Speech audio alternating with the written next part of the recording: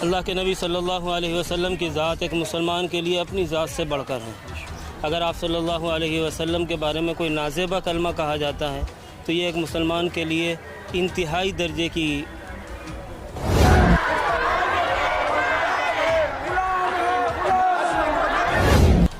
इस गैदरिंग का मुतालबा ये है कि सज़ा होनी चाहिए। बग़ैर सज़ा के ये सिलसिला रुकेगा नहीं।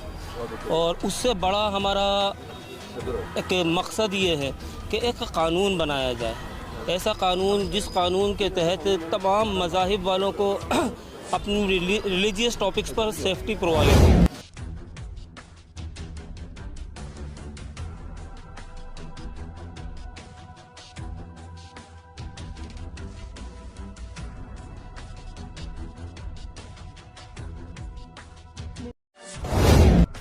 आए दिन किसी ना किसी तरीके ਦੇ ਨਾਲ ਮੁਸਲਮਾਨਾਂ ਨੂੰ ਟਾਰਗੇਟ ਕੀਤਾ ਜਾ ਰਿਹਾ ਹੈ। ਜਿਵੇਂ ਅਸੀਂ ਇੱਥੇ ਦੇ ਬਸ਼ਿੰਦੇ ਨਾ ਹੋਈਏ, ਇੱਥੇ ਪੈਦਾ ਨਾ ਹੋਏ ਸਾਡੇ ਬਜ਼ੁਰਗਾਂ ਦਾ ਖੂਨ ਇਸ ਦੀ ਆਜ਼ਾਦੀ ਦੇ ਵਿੱਚ, ਇਸ ਦੀ ਮਿੱਟੀ ਦੇ ਵਿੱਚ ਸ਼ਾਮਲ ਨਾ ਹੋਵੇ, ਸਾਡੇ ਨਾਲ ਇਸ ਤਰੀਕੇ ਦਾ ਵਤੀਰਾ ਕੀਤਾ ਜਾ ਰਿਹਾ ਜੋ ਕਿ ਬਿਲਕੁਲ ਗਲਤ ਬਾਤ ਹੈ।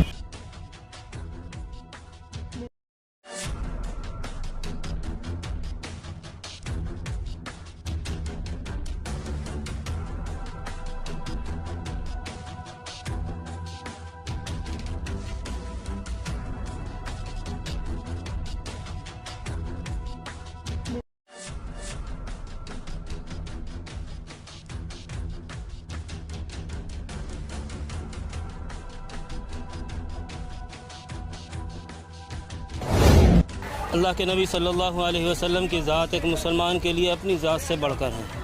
अगर आप सल्लल्लाहु अलैहि वसल्लम के बारे में कोई नाज़ेबा कलमा कहा जाता है तो ये एक मुसलमान के लिए इंतहाई दर्जे की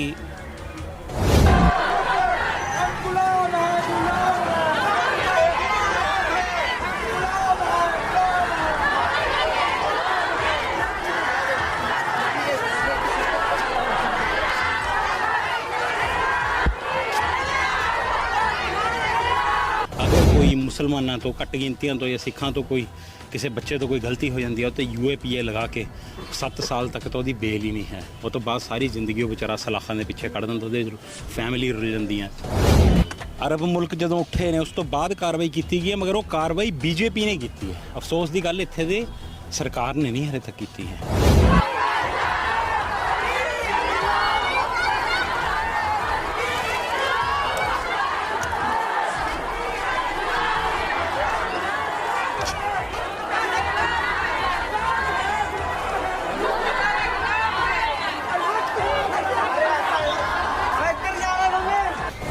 होती है हमारे मुल्क के अंदर आए दिन ऐसे वाक़यात होते रहते हैं जब अल्लाह के नबी सल्लल्लाहु अलैहि वसल्लम को या अल्लाह को या हमारे मज़हब से जुड़ी हुई किसी बात को कोई भी नासमझ आदमी, कम अक़ल आदमी निशाना बनाता है। अभी रिसेंटली भी ऐसे ही कुछ वाक़यात हुए हैं जिस पर गवर्नमेंट ने कुछ एक्शन लिया है, FIR दर्ज हुई है, पार्टी से बर्खास्त किया गया है। लेकिन इस गैदरिंग का मुतालबा ये है कि सज़ा होनी चाहिए। बग़ैर सज़ा के ये सिलसिला रुकेगा नहीं। और उससे बड़ा हमारा एक मकसद ये है कि एक क़ानून बनाया जाए, ऐसा क़ानून जिस क़ानून के तहत तमाम मज़ाहिब वालों को अपनी रिलीजियस टॉपिक्स पर सेफ्टी प्रोवाइड हो। यानी उनको महसूस हो कि हमें हमारे मज़हब के ताल्लुक़ से निशाना नहीं बनाया जाएगा, हमारे नबी को, पैगंबर को, गुरु को, हमारी मजहबी किताब को या हमारे मज़हब के किसी भी शिआर और अलामत को गलत अंदाज से निशाना नहीं बनाया जाएगा। अगर ऐसा कानून बनेगा तो यकीनी तौर पर यह कानून सिर्फ मुसलमानों के लिए नहीं, हिंदुस्तान के अंदर रहने वाली सारी कम्युनिटीज़ के लिए, सारे मज़ाहिब के मानने वालों के लिए एक अच्छी चीज़ होगी। और इसका बहुत दिनों से मुतालबा है। रिसेंटली चूँकि इस तरह के एक्सीडेंट बहुत ज़्यादा बढ़ गए हैं, इस वजह से इस मुतालबे के अंदर और ज़्यादा क़ुव्वत आ गई है। गवर्नमेंट जहाँ पर बहुत से क़वानीन बनाती है यहाँ के रहने वाले लोगों के लिए, उनके नफ़े के लिए, फ़ायदे के लिए, इससे बढ़कर क्या हो सकता है कि उनको मज़हब के एतबार से एक सेफ्टी प्रोवाइड हो। इस सिलसिले में कानून बनाने में क्यों देरी की जाती है? आए दिन किसी ना किसी तरीके दे नाल मुसलमानों को टारगेट किया जा रहा है। जिवें असीं इत्थे दे बशिंदे ना होइए, इत्थे पैदा ना होए साडे बजुर्गों का खून इस दी आज़ादी दे विच, इस दी मिट्टी दे विच शामिल ना होवे, साडे नाल इस तरीके का वतीरा किया जा रहा है जो कि बिल्कुल गलत बात है। अफसोस की गल यह है कि जो नुपुर शर्मा ने जो नाजेबा अल्फाज अल्लाह के नबी हजूर पाक सल्लल्लाहु अलैहि वसल्लम की शान के खिलाफ उन्हें बरते ने, गुस्ताखी की है, उहदे ते जदों अरब मुल्क उठे ने, ਸੌਰੀ ਮੇਰੀ ਥੋੜੀ ਤਬੀਅਤ ਉਹ ਹੈ। ਅਰਬ ਮੁਲਕ ਜਦੋਂ ਉੱਠੇ ਨੇ ਉਸ ਤੋਂ ਬਾਅਦ ਕਾਰਵਾਈ ਕੀਤੀ ਗਈ ਹੈ, ਮਗਰ ਉਹ ਕਾਰਵਾਈ ਬੀਜੇਪੀ ਨੇ ਕੀਤੀ ਹੈ। ਅਫਸੋਸ ਦੀ ਗੱਲ ਇੱਥੇ ਦੇ ਸਰਕਾਰ ਨੇ ਨਹੀਂ ਹਲੇ ਤੱਕ ਕੀਤੀ ਹੈ।